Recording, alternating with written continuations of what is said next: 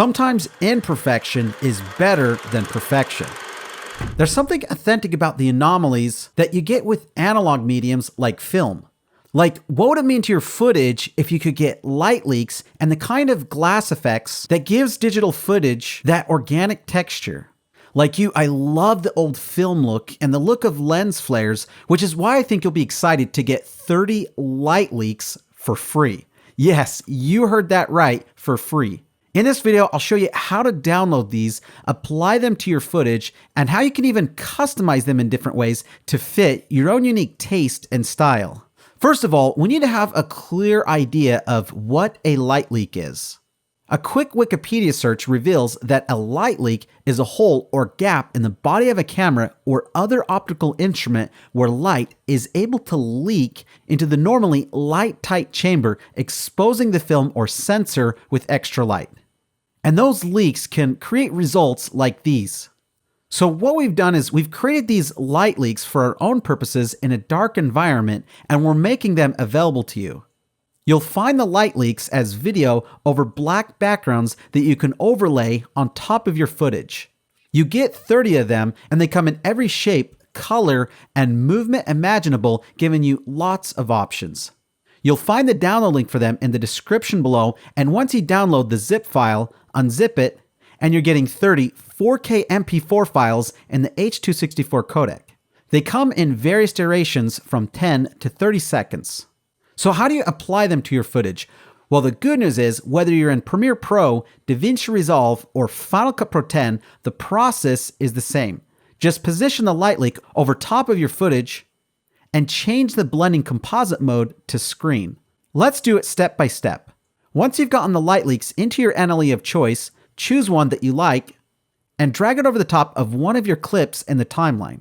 If you're in Premiere Pro, with the clip selected, go to the Effect Controls panel, Opacity, and change the blend mode to screen.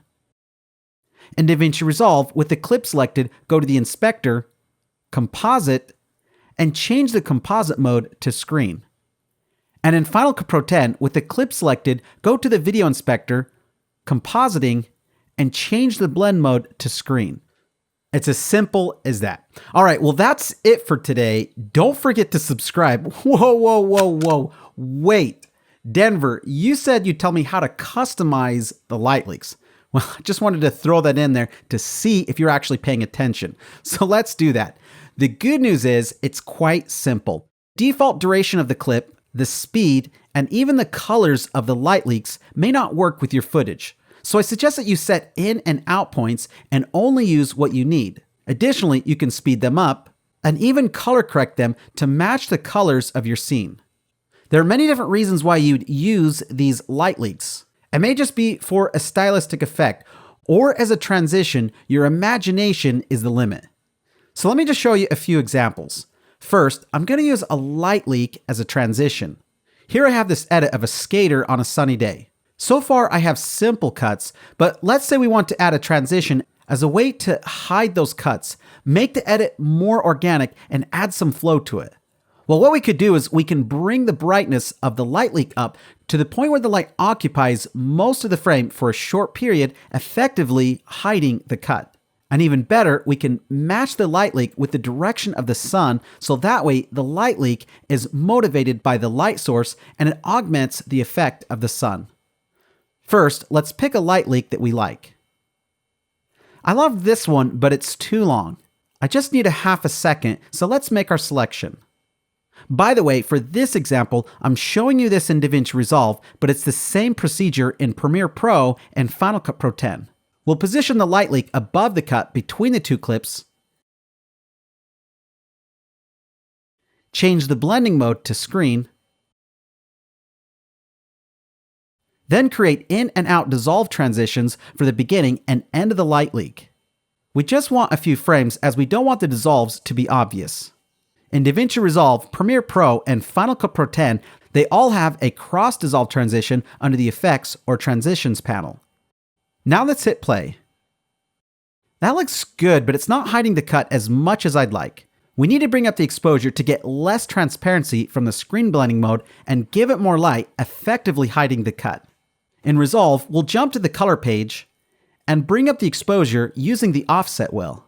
You can do the same in Premiere with the exposure slider in Lumetri. And in Final Cut Pro X, we'll use the master wheel in the color wheels effect. Finally, let's flip the image to make sure the light leak comes from the same direction as the main lighting source, in this case, the sun. In Resolve, the flip option is under Transform in the Video Inspector, while in Premiere, it's the horizontal flip under Effects, and the flipped effect in Final Cut. Now let's hit play. And voila, a light leak transition. For our second example, I'm going to use the light leaks to add some style and power to a speed ramp. This clip in the timeline begins at normal speed, then it speeds up, then goes back to a normal speed. It needs something else to help sell it. So to inject some power into it and add some aggressiveness, we'll do that with a light leak to give it more of an organic look. What we're effectively doing is making it look like it's a glitch, kind of like the effect you'd see when there's a problem with the film speed moving through a film gate. When this happens, we get all those cool film burns and light leak effects. First, let's choose a light leak, bring it on top of our clip, and make sure it covers the duration of the speed ramp. This time we'll be in Premiere Pro, but it's the same procedure in DaVinci Resolve and Final Cut Pro X. We'll create an in and out dissolve transition for the beginning and end of the light leak.